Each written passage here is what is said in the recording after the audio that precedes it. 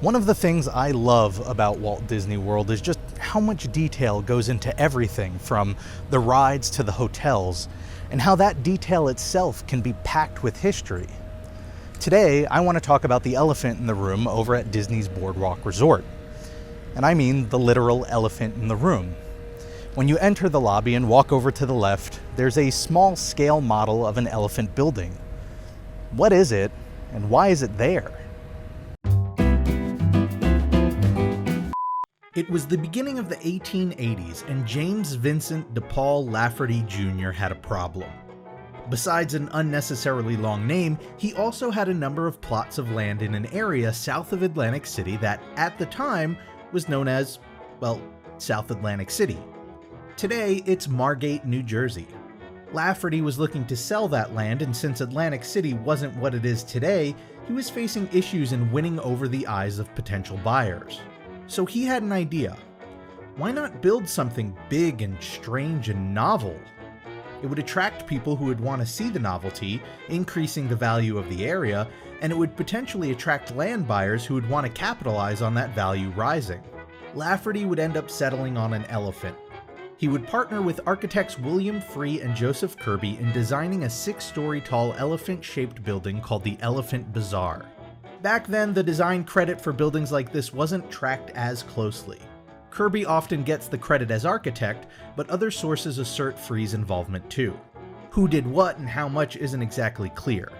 What is clear, however, is that it was no cheap project. It started with a $25,000 budget, which today would be around $650,000.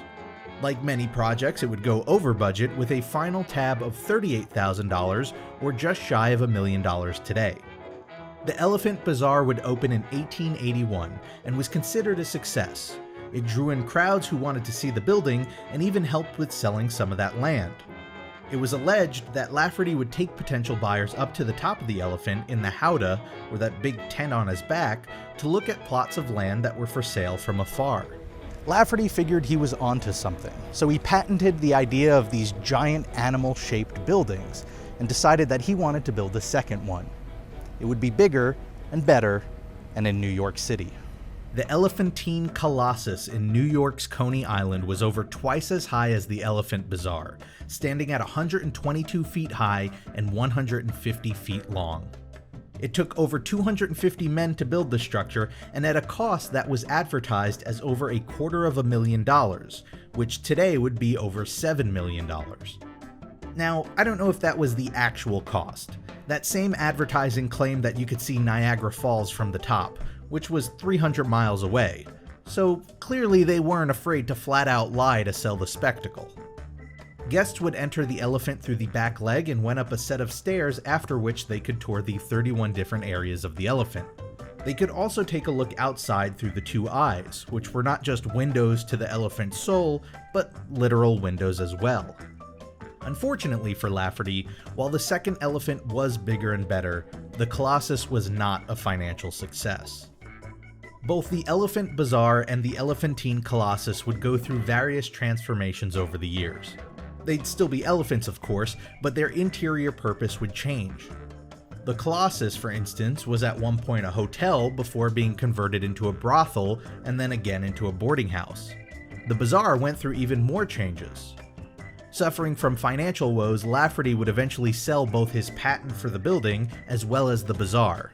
And in 1887, the Gertsen family would buy the building, and in 1902 it would be converted into a summer home. It was then, as the story goes, that the building was renamed to Lucy. And the name stuck, because to this day the building is known as Lucy the Elephant.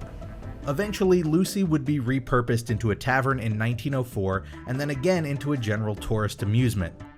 The family that bought Lucy eventually retired the attraction in 1970 and donated the building to the city, who hoisted it up on wheels and moved it over 2 blocks to a city park, where it remains today as a National Historic Landmark.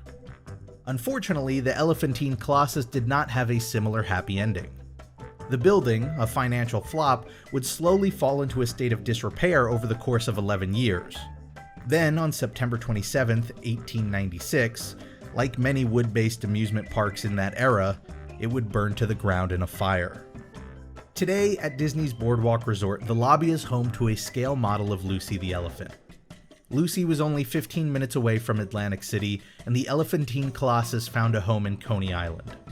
So while they were only 2 buildings and didn't kick off the craze that James Lafferty was hoping for, they were still inherently tied to the world of boardwalks in the early 20th century.